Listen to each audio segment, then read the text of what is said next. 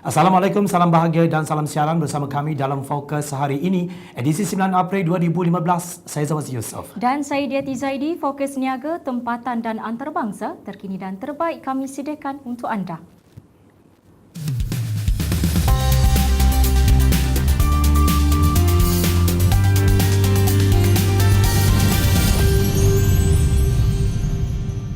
Paparan utama Fokus malam ini 9 April 2015. Muhyiddin minta semua pihak beri peluang kerajaan untuk buat kerja dengan cara yang tersendiri. 73,708 peluang pekerjaan baru mewakili 66% daripada sasaran pelaburan ECER. Satu kapal perang dihantar ke perairan berhampiran Yaman. Kita teruskan dengan Fokus Niaga. Wilayah Ekonomi Pantai Timur ECER berjaya menarik pelaburan berjumlah RM73.04 bilion dari 2007 hingga Mac tahun ini. Menurut kenyataan Majlis Pembangunan ECER-DC, pelaburan itu akan mewujudkan 73,708 peluang pekerjaan baru bagi rakyat dan mewakili 66% daripada sasaran pelaburan ECER bernilai RM110 bilion menjelang 2020. Kluster pembuatan merupakan penyumbang terbesar dengan RM39.8 bilion, diikuti pelancongan RM13.5 bilion, bioekonomi RM5.6 bilion dan minyak gas dan petrokimia RM4.8 bilion. Menurut kenyataan itu, kerajaan memperuntukkan RM6.6 bilion bagi ECER di bawah rancangan Malaysia ke-9 RMK-9 dan rancangan Malaysia ke-10 RMK-10 dan pelaburan awam merangkumi projek prasarana strategik serta modal insan dan program pembangunan keusahawanan yang telah membuahkan hasil. Bercakap selepas mesyuarat Majlis Pertama ECER-DC yang dipengerusikan oleh Perdana Menteri Datuk Seri Najib Tun Razak hari ini, Ketua Pegawai Eksekutifnya Datuk Seri Jebasinggem Isaac John berkata beliau menganggap 2015 sangat penting kerana ia menandakan tahun akhir RMK 10 sebelum beralih kepada RMK 11 tahun depan. Shell Malaysia melahirkan keyakinan berterusan pada Malaysia sebagai pasaran penting kepada syarikat itu dan menyatakan Malaysia sebagai negara paling berjaya bagi cari gali Shell Group. Pengerusinya Ian Loh berkata walaupun landscape ekonomi global mencabar dan harga minyak mentah yang rendah pada masa sekarang, syarikat itu berjaya melaksanakan dan menyertai 10 penemuan semasa rancangan cari galinya daripada pertengahan 2013 hingga 2014. Operasi gas di Sarawak membekal gas kepada loji gas ke Cecai GTL dan mengeluarkan lilin grade tinggi terbesar di dunia yang dieksport kepada lebih 50 buah negara di seluruh dunia. Rangkaian lilin khusus dari operasi di Sarawak adalah komponen utama dalam pelekat daripada gincu sehingga dakwat tona. Katanya dalam ucapannya ketika merasmikan pejabat baru Shell Malaysia di Menara Shell hari ini. Shell pada masa ini sedang membangunkan usaha laut dalam keduanya bagi lapangan minyak Malikai 100 km di luar pesisir Sabah, Malaysia. Loh berkata pembangunan Malikai akan memerlukan 17 telaga yang digerudi pada kemudahan pengeluaran tension leg platform TLP 23,500 tan dan ia merupakan yang pertama direka dan dipasang di Malaysia. Katanya Shell beroperasi di Malaysia sejak 120 tahun yang lalu dan masih banyak peluang untuk syarikat menyumbang kepada negara. Pemberi pinjaman bukan Bank Malaysia Building Society Berhad MBSB tidak memulakan sebarang perbincangan untuk penggabungan dengan mana-mana organisasi selepas kegagalan dalam perjanjian dengan CIMB Group Holdings Berhad dan RHB Capital Berhad baru-baru ini.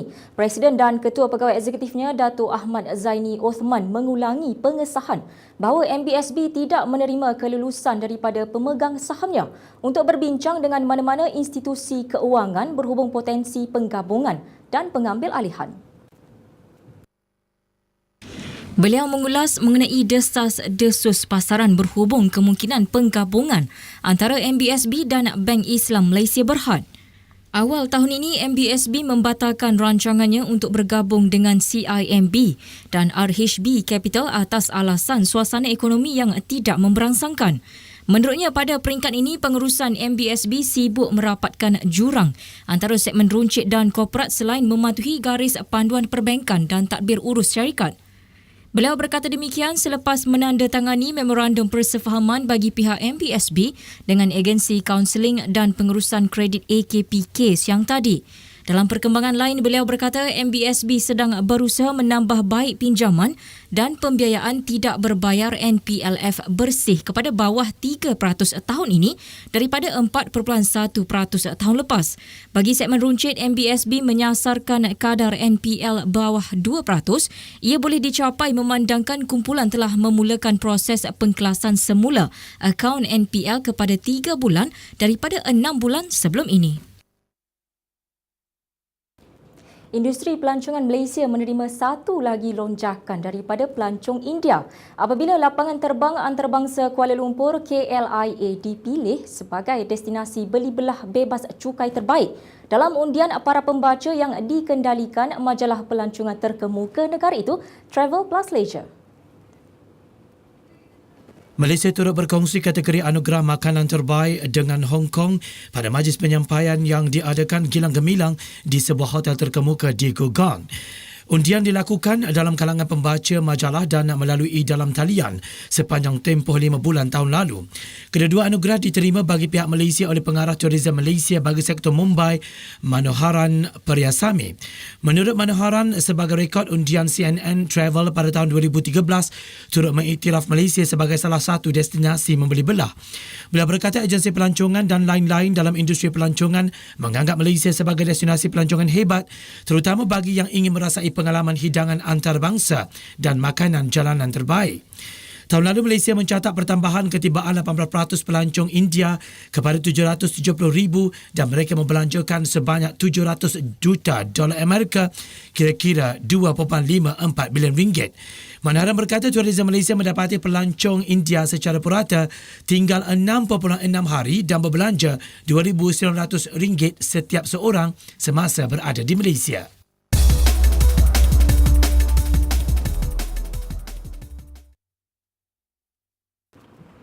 Kembali dengan fokus sukan, Muhammad Shahrul Nabil muncul wira pasukan dengan gol kemenangan 2 minit sebelum tamat permainan membantu Malaysia membuat kejutan menewaskan India 3-2 dalam aksi kejohanan hoki Piala Sultan Azlan Shah malam semalam. Ketika perlawanan seperti mahu berakhir dengan keputusan seri 2-2, Shahrul Nabil tampil menolak masuk bola umpanan daripada Faizal Saari untuk mengecewakan juara Asia itu.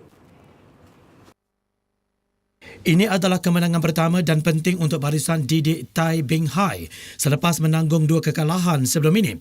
Tuan rumah memecah kebuntuan melalui kuisan kencang Faizal pada minit ke-17 tetapi kelebihan itu dipadam segera Rupinder Singh selang 3 minit kemudian.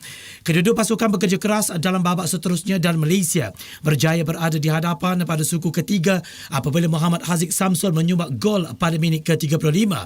Namun India bangkit pada babak terakhir perlawanan untuk menyamakan kedudukan melalui sentuhan Rupinder pada minit ke-51. Bagaimanapun, sebarang impian pemenang pingat perak Sukan Commonwealth Glasgow mengutip sebarang mata musnah apabila Shahrul tampil untuk melakukan sentuhan pemusnah buat menceriakan penyokong tuan rumah.